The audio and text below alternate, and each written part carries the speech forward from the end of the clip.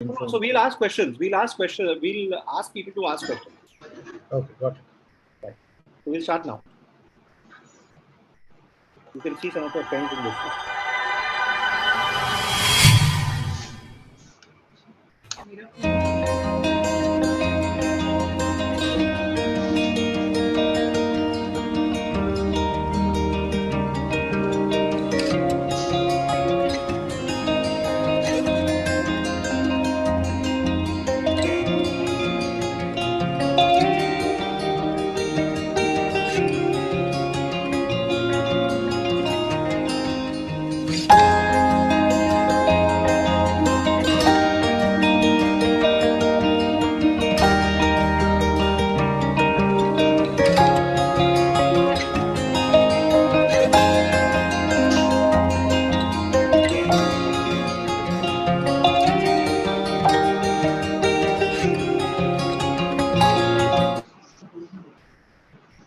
Hello and welcome to Health Live at Seniors today.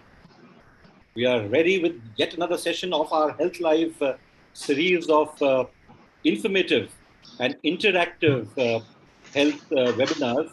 And today we have Dr. Haresh Mehta, who is a senior interventional cardiologist. And we invited him to speak about heart health in India, a closer look at aortic stenosis in seniors. But before I have him interact with all of you, let me introduce him. Dr. Haresh Mehta is a senior interventional cardiologist, as I mentioned, with nearly 20 years of well-rounded clinical, scientific research and academic experience. He's a fellow at King's Hospital, London, Lenox Hill Hospital in New York, and a Hanush University Hospital in Vienna. He is currently with the PD Hinduja Hospitals in Mumbai. He is a regular on the global lecture circuit, where he offers his expertise and skill in teaching and training. Dr. Mehta has presented papers at many international events and conferences, including the American Heart Association and the Cardiology Society of India, amongst others. He has been published as an author and co-author in some of the most prestigious cardiology publications in the world. He got trained as an independent implanter, the TVR technique, and which is what is the percutaneous aortic valve replacement. As it happens, this is also the week for heart valve awareness across the world, and it is only appropriate that we have you here, Dr. Mehta. How are you? Good. Thank you, Pradipam. My pleasure to be here with all of you all today. It's our privilege that you are with us. We've had, as I was mentioning just before the session, we've had quite a few doctors from Hinduja Hospital, and it's always a pleasure to have you all here, because you all have such a wealth of experience across over the years, and our people over here would only benefit from that. As always, we will, Doctor, we will request you to make a presentation on the topic. Sure. And to all our people over here, please put in your questions in the Q&A box and mention your age and gender, and we would be able to take those, Doctor would be able to give you a more considered reply. Over to you, Doctor. Right. Thank you very much, and welcome everyone. I'm going to start sharing my screen. I'll make a very small presentation, and probably we'll keep more time for answering questions. So, okay. Can my screen be seen now? Can you see my screen?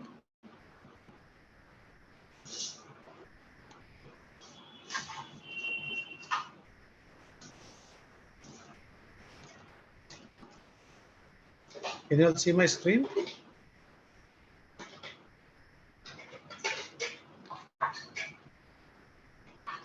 Sorry, I lost you. I can't hear you. We could see you a second back, but we can't see you. We can't see your screen. Yeah, I think this is the screen. Oh gosh, okay. Again, you will have to go. This is the screen. Okay. So today we are going to talk about a therapy for, you must be hearing a lot about septuagenarians or octogenarians developing narrowing of their valves, which is called aortic stenosis. And many a times there are people who are told that nothing can be done about it since you're old and you cannot get operated and the risk of surgery is high. So we're going to talk a little bit about these heart valve therapies. So as we all know, the human heart, what does it do? Of course, it pumps blood. But why does it pump blood? It pumps blood to provide oxygen and nutrients to our body. And that is the good blood, which is the red blood. But of course, it removes all the bad blood from the body and brings it back to the lungs for purifying. So that's the function of the heart. The heart never stops till we lose life. This is how it looks. So that's your heart right in the center. And the red is where the blood goes into different parts of the body. And the blue is the bad blood, which comes to the right side of the heart, which takes it to the lungs and then purifies it and brings it back to the heart to supply the entire body. So we have four chambers of the heart, two from the right, which carries the impure blood, which you can see here, the right atrium and the right ventricle. And then there is left atrium and left ventricle, which carries the good blood to the body. So if you watch, the atrium and the ventricle has a door in between, which is called the tricuspid valve on the right side, and it's called the mitral valve on the left side. I will come and explain the valves back to you. And the right ventricle pumps bad blood into the lungs through the pulmonary valve, and the left ventricle pumps blood into the body via the aortic valve. What are valves? Valves are actually doors which allow blood to go in one direction. So as we have doors in our houses, they open in one direction, right? When we want to let the guest in, we open the door, and the guest can only leave when we open the door again for him. So the valve in the heart does the same thing. It allows blood to go in one direction and prevents it from coming back. So that's very important, because if it starts coming back, it will start loading the own heart itself, and there'll be overcrowding of blood in the ventricle. So that's the purpose of the valves. So what are the common disorders that we are faced with valves? Because in general terms, whenever we speak of heart disease, we always talk about blocks in the heart. That is the blood vessels of the heart. But that's only one disorder of the heart. There are disorder of the valves, which is called narrowing of the heart valves, which is called as valvular stenosis. So you can see here that these are valves which get narrow and the blood gets difficult to go. So the heart has to pump harder to pump blood out into the body. And if you leave this untreated, it can progress to swelling of the feet, the heart starts failing and leads to death too. And sometimes these valves, as I showed you and I told you earlier, instead of taking the blood into the aorta or the blood vessel of the heart, it tends to bring the blood back. So when the blood starts flooding the ventricle more than required, the heart becomes inefficient. And again, you might get difficulty in walking, difficulty in breathing, and ultimately leading to heart failure. So today we are concentrating a little on aortic valve stenosis. So the normal aortic valve is the valve, as I told you, between the left ventricle and the aorta, which supplies blood to the entire body. So the normal aortic valve looks like a Mercedes-Benz sign. So you can see this Mercedes-Benz sign, one here and two bars down. And there are three cusps, or as you can call, they're leaflets, three leaflets which control this flow. And when it gets deposited with calcium around it, these white yellow spots that you see, this is calcium around it. So with that, you can see the valve becomes narrow and it gets difficult to open. And this is what I'm talking about, which is seen. So what are the causes of this and what age does this happen? Sometimes these aortic valves can be two rather than three. The normal is three leaflets. Sometimes they can be two leaflets. Sometimes they can be only one leaflet. And very rarely you can have four leaflets. So the causes of this aortic stenosis, the commonest cause is narrowing of these because of age, because of calcium buildup. So if that happens, this generally happens between the 7th, 8th, and the 9th decade. That's the commonest cause. But as I showed you, if you have an abnormal aortic valve with two cusps, they're called bicuspid aortic valve. These patients develop narrowing earlier, and they may come in the fifth decade, fifth decade, sixth decade. And the commonest cause in younger individuals, which you must have all heard about, is rheumatic fever. Rheumatic fever is when people get throat pain as a kid, get fever, and they're not treated fully, which leads to valves getting damaged, and you can get narrowing of these valves. This occurs at age of 20s, 30s, 40s. And very rarely, patients who undergo radiation for other problems like cancer, they can leave scar tissue there, giving rise to this narrowing. But how do we diagnose this? So it's commonly missed because most patients do not complain of any problems. And by the time they start complaining, it may be quite late. But there are subtle signs which we tend to ignore. And the commonest subtle sign is undue fatigue or undue tiredness. So we sometimes do not give value to tiredness and we say maybe we are vitamin deficient or we don't have enough nutrition, that's why we're feeling tired. Second is just you feeling dizzy or fainting slightly during activity. The commonest symptom is chest pain when you walk, which is called angina or tightness in the chest. And then it progresses to breathlessness on walking. You feel extremely breathless when you walk.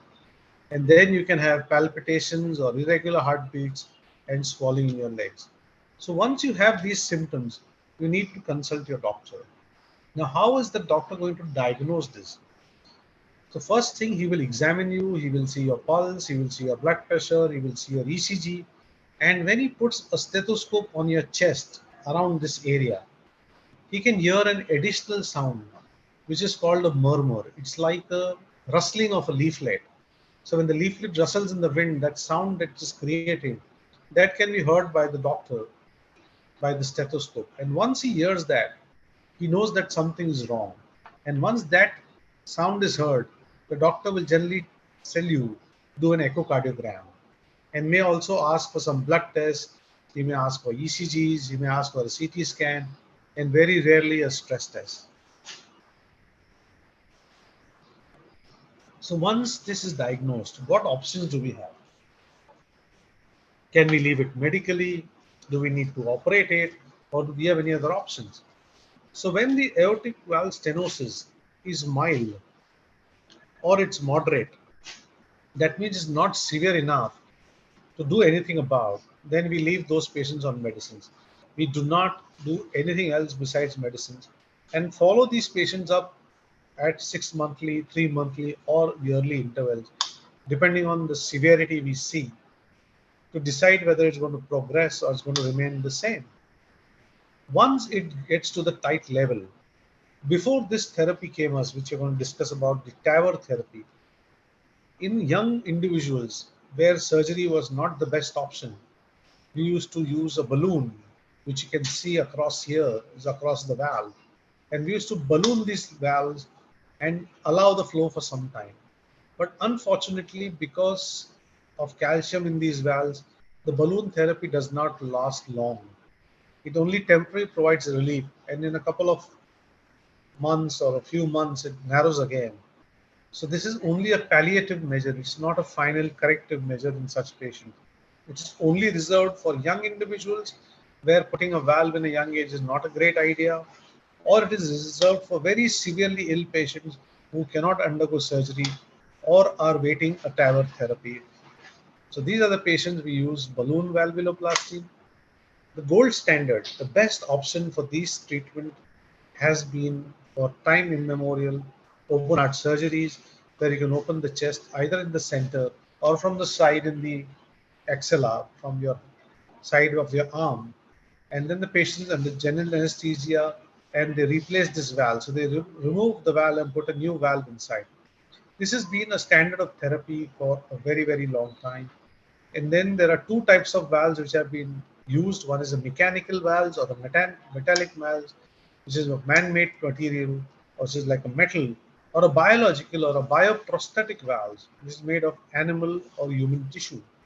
When I mean animal or human tissue, it's made either by porcine or a pig pericardium or the covering of the pig's heart, or the covering of the cow's heart. That's called the beef pericardium. And of course, we have valves which have uh, similarly bioprosthetic valves which are genetically engineered leaflets, which are now coming in for the future. These biological valves generally degrade over time and may require another replacement in the future. So generally, why would someone put a bioprosthetic valve when mechanical valves are available? So mechanical valves are generally used for young people because they have a longer lifespan. And second is they are used in people who have rheumatic heart disease. But the biggest downside of these mechanical valves is that they need a very strong blood thinning medication, which needs intensive monitoring to maintain levels close to what we desire. And these medicines can cause a lot of side effects like bleeding, or sometimes if they are ineffective and they interact with diet and what you eat, then your blood levels are too low and can cause choking of the valves. So these biological valves tend to be used more. Now the question comes, if we have such a good option in surgery, why are we thinking of TAVR, which is a therapy of replacing the same valve without surgery? So how did TAVR come? TAVR came because there were patients, more than 5% of adult senior population, like all of us or some of us, who were very high risk for surgery, where the surgeon said that you cannot be operated. So they wrote a death sentence for such patient that you cannot be operated and you'll have to live like this. That's when this therapy was planned and designed and used for the first time in 2001, where the first valve replacement was done without surgery by a doctor in Paris by the name Dr. Alain Crebier, where they replaced the valve from the groin or from the leg as we do in an angioplasty. So we go down from the groin, go up through the aorta, which is the biggest vessel supplying blood to the heart, enter the aortic valve, and put a valve here over a balloon. So this advantage was that it could be done for people who were high risk for surgery. It did not need any anesthesia, so there was no anesthesia required. So there was no need to stop the heart, and there was no need to open the chest. And it was minimally invasive. It was like a hole which was made about a few millimeters, maybe 6 millimeters, 8 millimeter hole, nothing bigger than that. And the procedure could be done in an hour's time, and the patient could be discharged in a couple of days, and the valve would function the moment you implant it. So there was no need for being hooked onto the machine in the ICU with a ventilator in 2 3 days.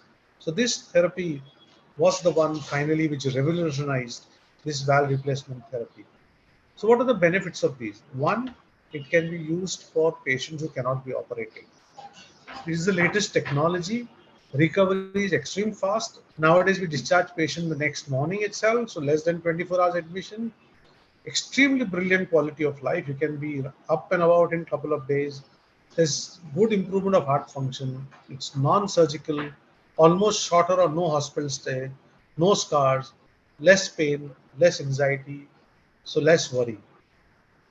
These valves can either go from the groin, as we know, but some people have bad groins which we can't use. Then we can go from the hand arteries, we can go from the aorta. All these can be done extremely easily and without much discomfort. So this is how it looks. So you first place the valve mounted on a balloon across the old valve, and then you inflate the balloon from outside till the valve goes and touches the biggest artery, which is called the aorta. Then you deflate the balloon and remove everything out, and the valve remains in, and that you can see starts functioning immediately. So the quality of life has been brilliant with this procedure. There is easy puncture, easy going home. We do that only under sedation and local anesthesia. And as per the evidence which we have, does this work? Yes, we have evidence up to 10 years now that these valves work equally as surgery do and can be definitely used in patients who are high risk for surgery. But nowadays, we are using it even for patients who are moderate risk for surgery or even younger patients who are low risk for surgery. So we should really go back to celebrate life. So we have our life back with us. So we are more energetic. We have an active daily life. We regain ability to take care of ourselves, and we have normal breathing and reduced anxiety. Thank you very much. So I'm going to stop sharing now Yes, thank you very much, Doctor. And now we can take questions. Yes, we have quite a few questions that have come in. Uh, Now but I hope that my screen has stopped sharing. Has it?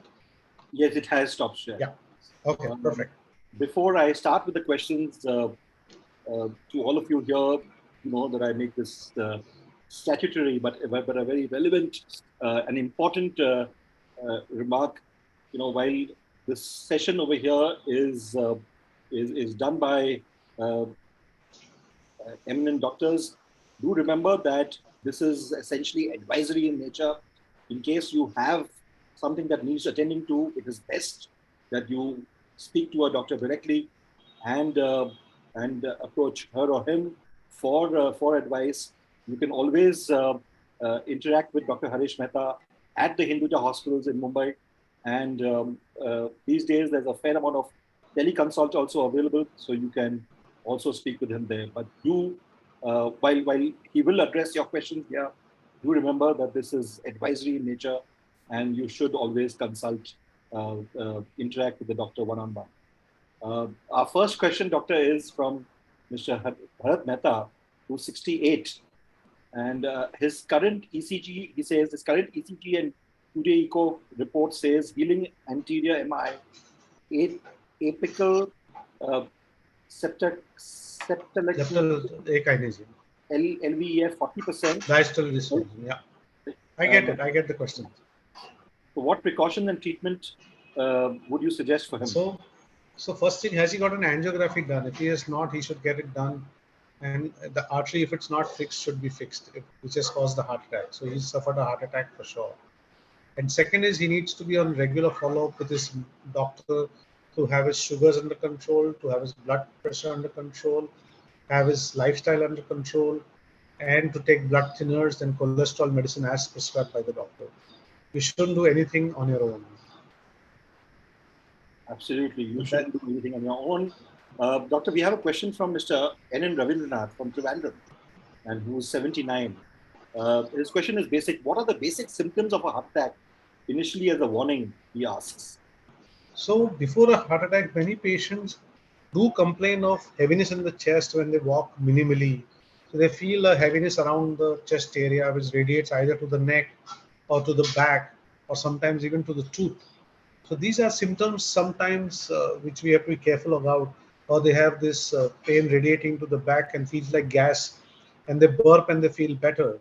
So these are all warning signs of heart attack. Some of them feel extremely tired a couple of days before the heart attack, or they're excessive sweating, and they're extremely breathless on minimal walking. At this time, it's better to consult a doctor rather than reach the hospital with a major heart attack. Right. Doctor, we have a question from Mr. Sumesh Java, who's 69. He was diagnosed with HOCM about 20 years back. He's under the treatment of PGI Chandigarh. He's been on atenolol 50 OD and atorvastatin 20 OD. His doctor has tried various beta blockers but not suited him. His father had one and brother among 4 siblings had it. Both his father and brother have passed away, died at 67 and 63, but passed away due to some other problems. He's saying that though his gradient is not very high and the progress of the disease is not very high, he is very symptomatic. His doctor suggests septal myectomy, but he's yet to find a cardiac surgeon who can regularly perform myectomies in India. His question is, I'm not a patient of septal alcohol ablation. Is there any center in India where I can get my procedure done? Is there any development in the new technique for reducing the gradient and the symptoms? Okay. So as I understand correctly, you have hypertrophic cardiomyopathy. And when you have an hypertrophic cardiomyopathy where the gradient is not too much and you're symptomatic, then if atenolol doesn't work, then you may try using disopyramide. So you can talk to your doctor whether I can use disopyramide. Disopyramide works very well for such patients because if your gradients are not high, I don't think septal myectomy or alcohol ablation is the best thing for you. But in case you want to do septal myectomy, then there's quite a few centers in the south which do it quite regularly. And one of them is Narayan Rudale in Bangalore. There's Jayadeva in Bangalore. And there is Madras Medical Mission in Chennai. And there is Amrita Heart Institute at Kochi, Kerala, they are very, very adept at doing the septal myectomies. But looking at your picture, I think you still have scope of trying medical management. I would try disopyramide. Talk to your doctor. Doctor, just a question. These are not available in Mumbai and Delhi? Of course, they are available, but it's not frequently done because most of these patients do get handled well with medical management. So you really don't need to go and operate them as such. Doctor, we have a question from Mr. Shrikant Kulkarni, who's Sure. 71. He asks, is AR congenital? Is aortic regurgitation Re- congenital? And what are the specific things a patient of AR must do before going for surgery? Okay. So AR patients generally have a leaking valve. So we don't give metoprolol to leaking valves unless we have reason to give, like if your heart rate is very fast, or if you're have coronary artery disease in addition, that you have blocks in blood vessels. So you don't give metoprolol. And the treatment is aortic valve replacement for such patients, and there's no special thing you have to do before the replacement actually. Right, thank you. We have a question from Mrs. N. Chopra, who's 69. And says that her sugar, BP, and uh, cholesterol are under control with medicine.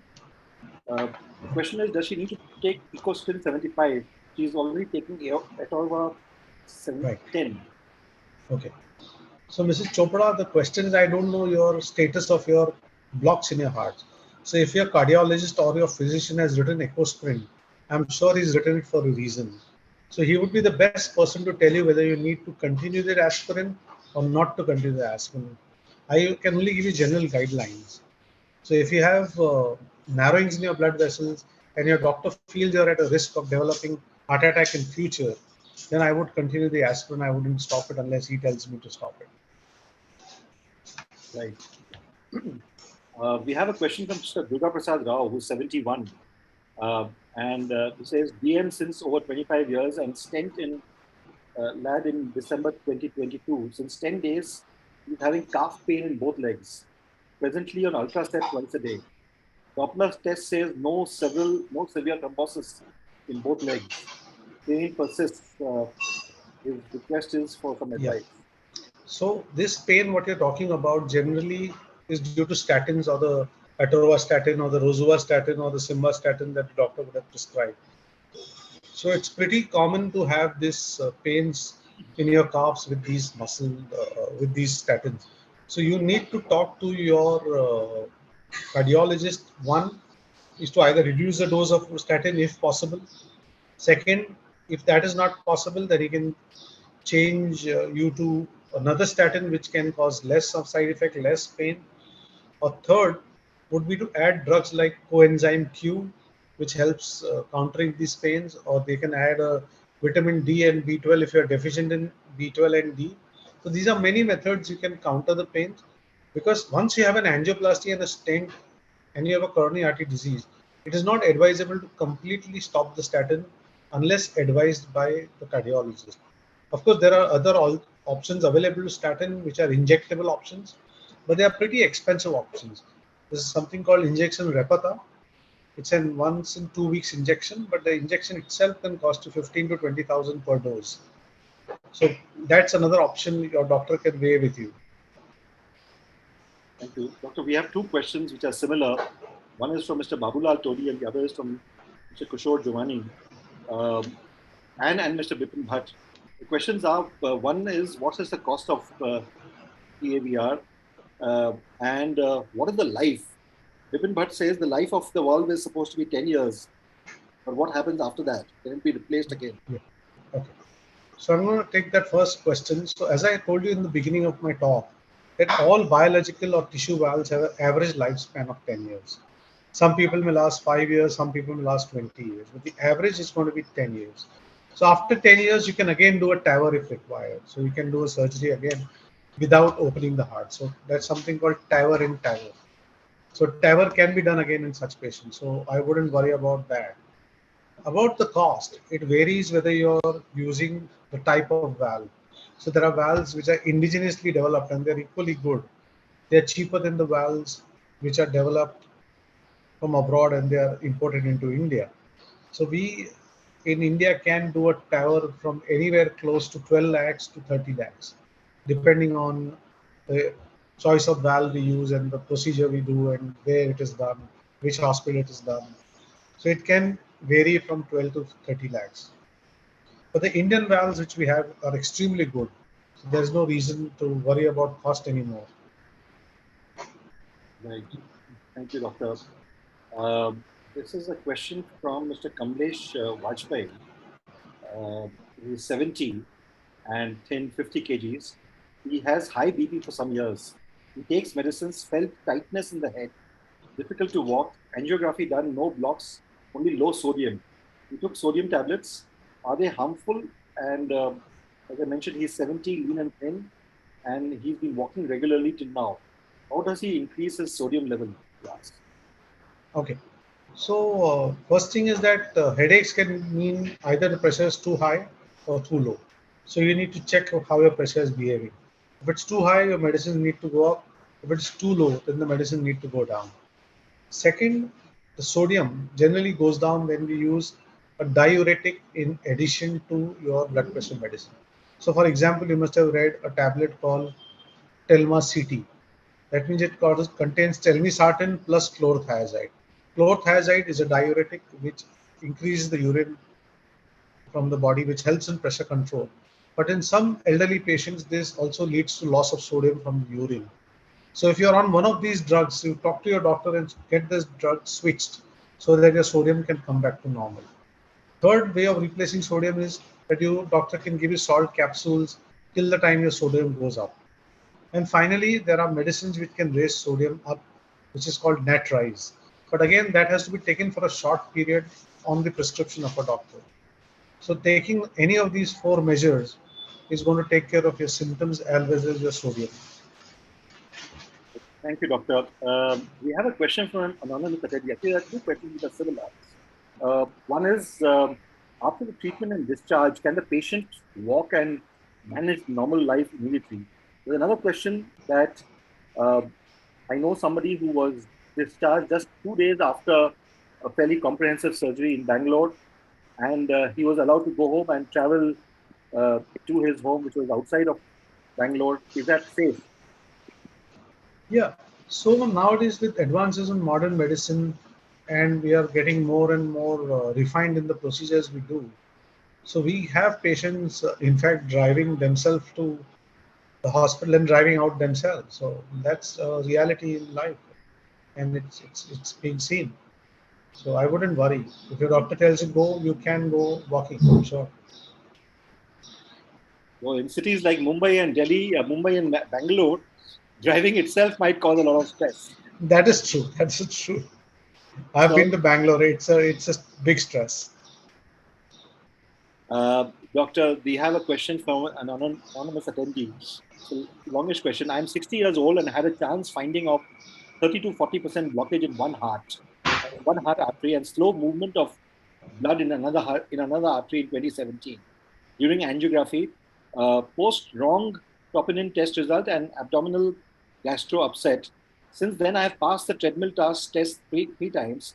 Still, I'm prescribed clopidogrel, clopidogrel 75 mg and rosuvastatin 20 mg. As I've never had pain in the heart or around, I stopped taking clopidogrel 3 years back. I still take statin 20 mg through annual blood tests, and lipid profile are good. Can I stop this medication as I'm worried of side effects on digestion and pain in calf medicines or Okay. stiffening of big toes? Okay. It's a very good question because that's I always love to answer this question because the problem with the human race is that they never worry about the side effect of bad eating. They never worry about the side effect of drinking. They never worry about the side effect of smoking. But what worries them is the side effect of a medicine, which is far less than all the other measures I spoke about. So that always surprises me that what is more important, the health or the side effect? So whenever you're doing a business, whenever you're starting a new venture, you have a pros and cons risk, right? If the pros are more than the cons, you go ahead and do that venture and start that business and take the risk. The same is with life. So once you know that you have this problem, now everybody with a heart block is not going to die of a heart attack. But what are the chances of the person with a heart block dying of a heart attack versus the chances of a person dying of a heart attack who does not have a heart block? And the answer is very simple. That the person who has more blocks has more chance of dying of a heart attack versus someone who doesn't have it. The same is with the cars. So if you have a car which is badly maintained, the chance of an accident is going to be higher than the person who's got a maintained car. So the decision rests with you whether you should stop drugs without consulting your doctor. So I believe that if your doctor feels that you need a statin and a blood thinner for life, take it, discuss with them and take it. Discuss the pros and cons. Discuss the pro of taking it and discuss the con of stopping it. And then take the decision. Uh, Very candid response. Thank you, doctor. We have a question from Shamala Ravi, who asks, is aortic stenosis lethal? Can it be reversed if diagnosed early? And can this be prevented prophylactically? Okay. If aortic stenosis is not treated, it's definitely going to be fatal. There's no doubt about that. It's going to be fatal. There is no way you can escape it. Now, can I prevent it? You can delay it. You can delay it as much as possible by best medicines. Keep your pressure under control, because the biggest problem of rapid deterioration of the aortic valve stenosis is not keeping your blood pressure under control. So keep your blood pressure under control. Then that's what I said. If you don't take medicines, your blood pressure won't be under control. So you want to delay it, you want to push it ahead to keep your pressure under control. But eventually, if it progresses at some stage in life, you will need to have that thing fixed. We have a question from Mr. Das, who asks, is aortic stenosis a senior citizen issue?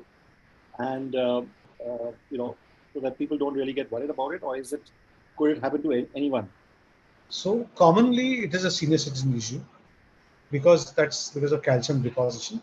So it's predominantly a senior citizen issue. But as I told you, in patients who have abnormal valves and patients who have rheumatic fever as a kid, in them it can come in 30s, 40s, 50s, 60s. So you have to be going as per your symptoms.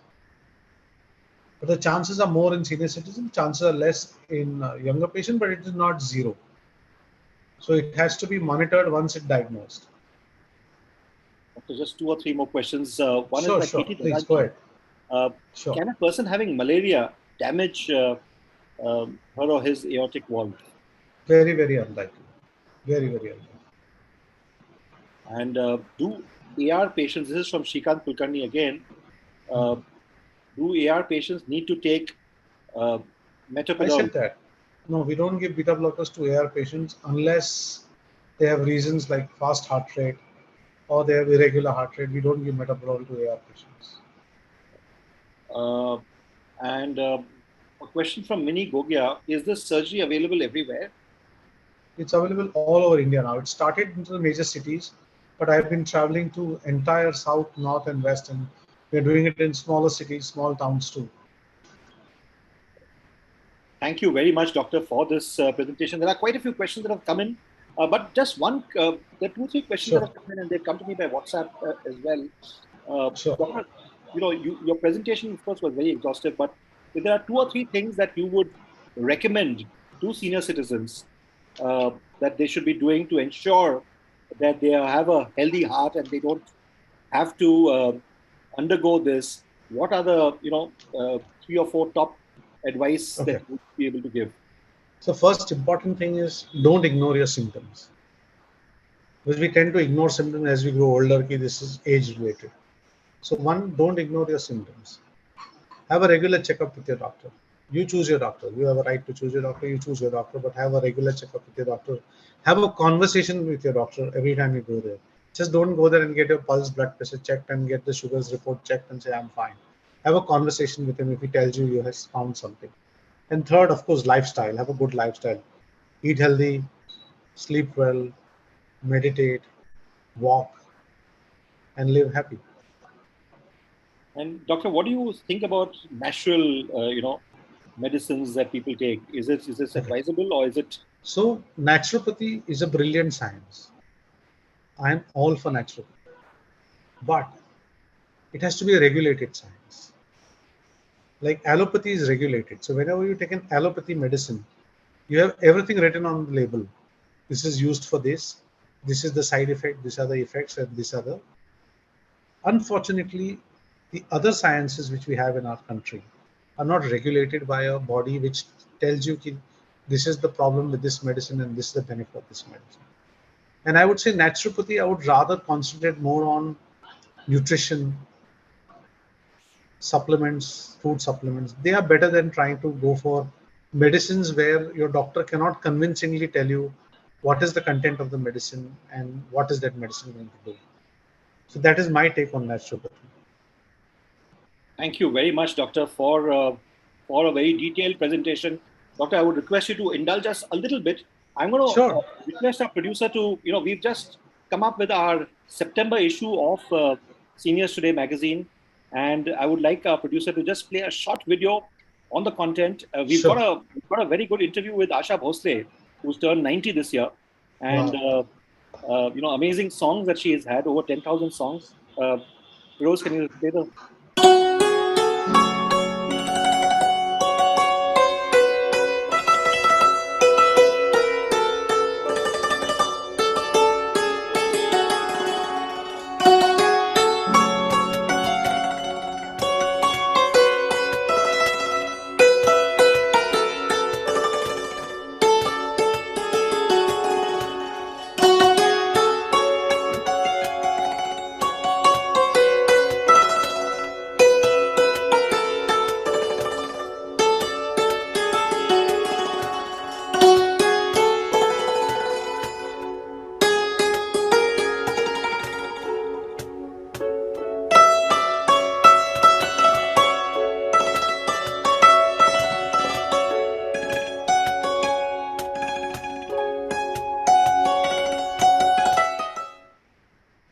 Thank you, Doctor. So this is a magazine.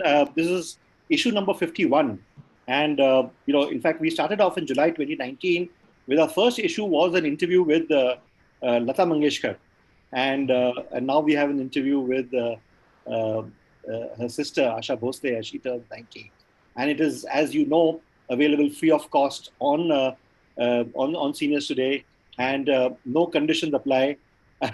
Thank you very much, Doctor, Yeah. for being here. Thank you. And we will be back again soon. Thank you. Yeah, I love the articles in some other magazine. I'm going to look it up. Thank you very much, Doctor. Thank you.